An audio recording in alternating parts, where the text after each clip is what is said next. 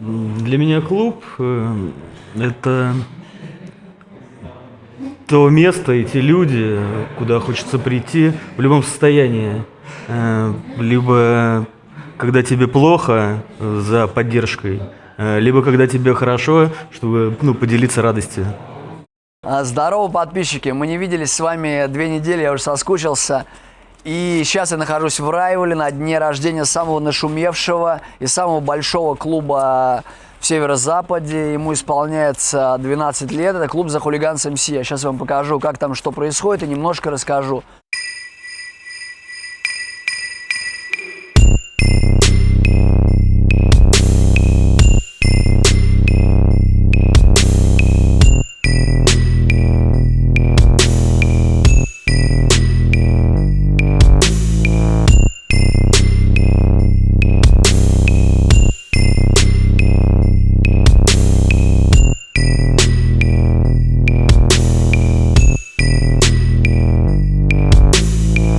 Ну а сейчас слева от меня Евгений Путилин, бессменный президент клуба The Hooligans MC и президент главного отделения в Санкт-Петербурге.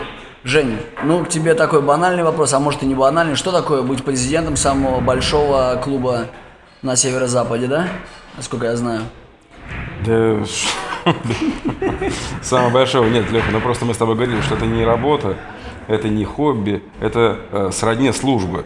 Как там священники служат своей религии, то же самое и здесь. Ты даешь присягу и служишь. Это занимает столько времени, сколько человек может отдать этой истории. Как в службе. Нельзя выбрать начало работы, нельзя выбрать конец работы. Понятно, что можно отдыхать, можно получать какое-то удовольствие, но всегда, прежде всего, это твоя присяга и твоя служба. Я вот так к этому отношусь. Скажи, Женя, вот у тебя есть жизнь, и сколько процентов времени твоей жизни, кроме сна, которая тратит работа и занятия клубом?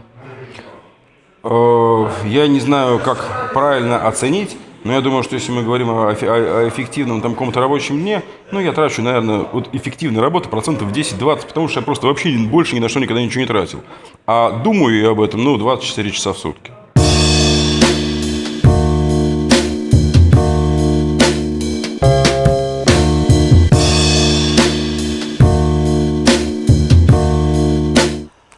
Программа дня рождения простая. Заезд в пятницу, большинства участников сидим за спичками, потом коллективные фотографии, рассказ о мотопутешествиях, какая-то детская программа для гостей.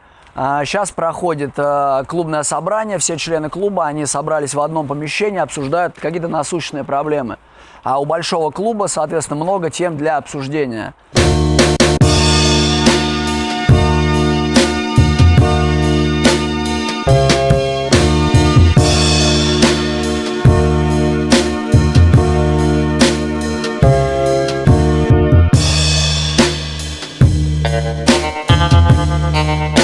А сейчас слева от меня Серега Рояль. О Сереге Рояле я могу рассказать интересную историю. Не так давно они поехали в Америку, года 3 назад. И он увез оттуда девушку в Санкт-Петербург, нынешнюю жену Рояля. И счастливую уже семью. Поздравляю вас с этим. Такие вот дела. Из Америки он похитил ее, просто русскую девушку Рояль. У меня к тебе тоже вопрос. Как часто вы собираетесь, по каким поводам, такие клубные какие-то мероприятия и вообще взаимоотношения людей из разных отделений? Клуб собирается обязательно 2 раза в год, собираются все, максимально все.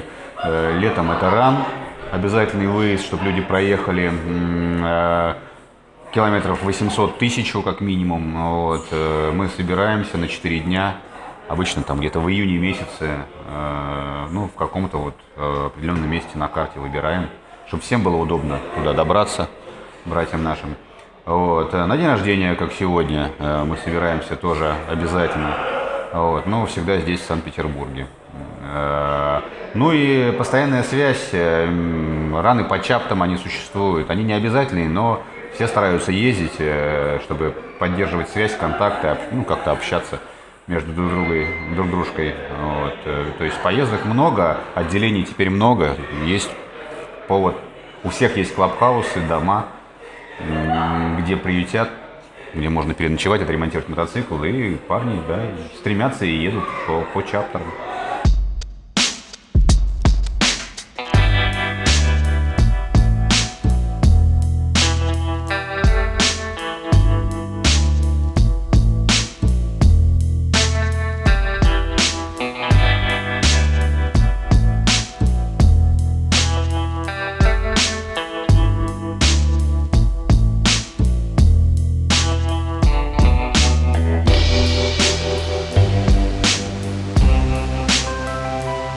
Ну а теперь справа от меня Жорик Пининфарин. Очень много у нас с ним общего связано. Это один из проектов, это мы сделали вместе «Мотосолидарность» когда-то лет 5 назад. Очень многим помог для мотобратана. Сейчас президент СПБ Централ отделения. Жорик, но у меня тебе такой бытовой вопрос для наших зрителей. Скажи мне, как часто есть обязательные встречи, насколько они обязательны, ну, клубные взносы примерно, какие они вообще, на что они уходят? Ну, здесь все просто. У нас есть, скажем так, регулярные встречи, это когда мы встречаемся раз в неделю нашим коллективом. Есть обязательные собрания, когда наш коллектив минимум один раз в месяц собирается в полном составе.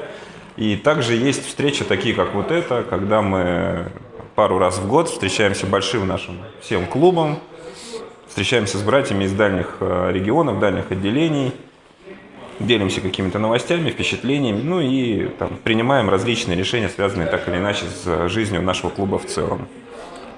Ну а по взносам все просто, то есть единственное, для чего нужны взносы, это наличие клабхауса у отделения. Если жизнь сложилась так, что клабхаус у отделения есть бесплатно, ну, по-разному так бывает, да, может получиться, что у кого-то есть ненужный гараж, в котором парни начали собираться, может кто-то приютил у себя, тогда и взносы-то будут там какие-то минимальные, я думаю, пара-тройка сотен рублей в месяц, для того, чтобы просто поздравить кого-то, у кого в этот месяц день рождения. А если клабхауса нет, приходится его снимать, но тут уже все зависит от того, насколько выгодно парни нашли себе аренду, какой у них коллектив. Просто пилят аренду на всех, и все, вот весь взнос. Каких-то дополнительных там обязательных денег там тратить на то, чтобы там мы там шли к какой-то большой великой цели, там копили какую-то казну, нет, этого у нас нету. Все только по необходимости. Также хочу сказать, что у нас сегодня, 18 числа, 18 ноября 2016 года, пришло радостное событие из нашего отделения в Курске. У нашего брата Виталика родился сын. Собственно, с чем поздравляю его я, все мое отделение, да и все наши парни. Виталия, это круто.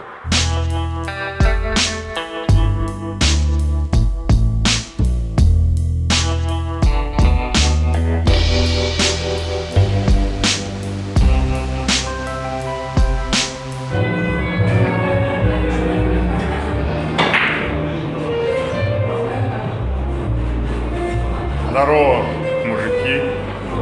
Здорово, мотобратья ростовские. Желаю вам удачи на дорогах, это нужно каждому из нас. До новых встреч!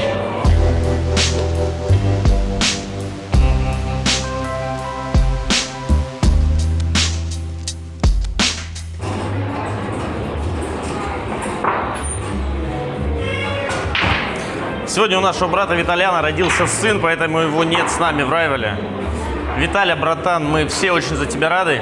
Вырасти его настоящим мужиком, чтобы был похож на тебя, на Маринку.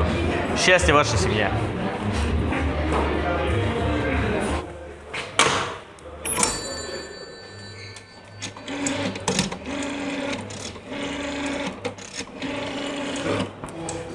Аля, дорогие Виталик и Марина, я поздравляю вас с рождением ребенка. Рождение ребенка – это большой шаг для вашей семьи. Здоровья вам, терпения и вашему малышу того же самого. Целую! За вас!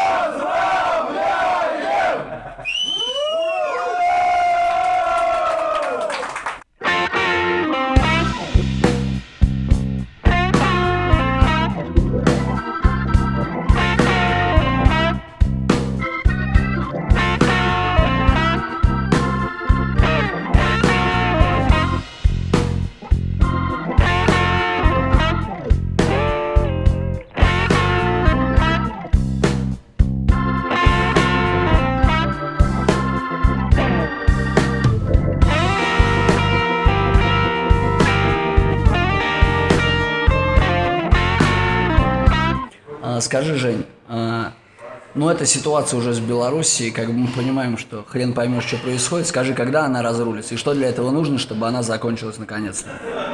Вот, и, наверное, Леха, это самое правильное объяснение ситуации, которую ты дал. Хрен поймешь, что происходит. Только когда хрен поймешь всех участников этой истории, немножечко включится голова, и мы найдем вот этот самый консенсус, компромисс, как угодно, потому что как бы без диалога, без договоренности ничего не произойдет. Но я думаю, что мы к этому придем. Скажи, потому что такой путь, он может привести к американским разборкам между клубами. Мы прекрасно видели историю. Ну, даже в американских клубах американские разборки, американские истории все заканчиваются. Рано или поздно и наша история закончится. Все всегда, ничего не будет вечно, не бывает вечных войн там и прочего. Все всегда закончится. Вопрос в том, что от нас зависит, как быстро мы это сможем сделать, насколько у нас хватит мудрости выйти из ситуации нормально. Ну, будем надеяться, что наши, как модное слово сейчас, партнеры, мудрости тоже есть. Но в любом случае, если клуб себя уважает, то за любую движуху будет достойный ответ. У нас в дивизии бардак, все пьяные, мать вашу, так. Мы грабанули паровоз, по спирту 2 вагона вез. Над нами кружит воронье, мы песню дружную орем.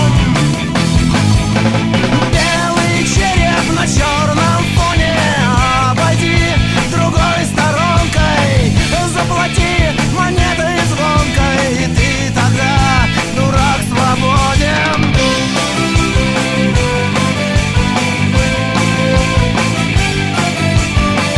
Заплати монетой звонкой, и ты тогда, дурак, свободен.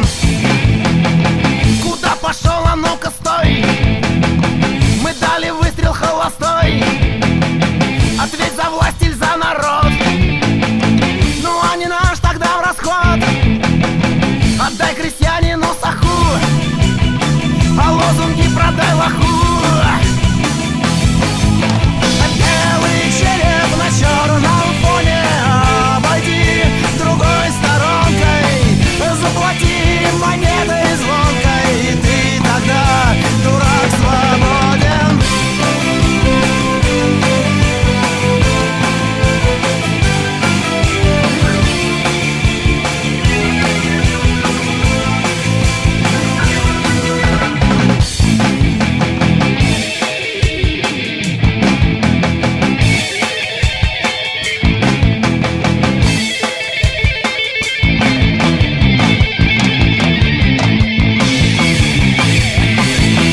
Белый череп на черном фоне, обойди другой сторонкой, заплати монетой звонкой, и ты тогда, дурак, свободен.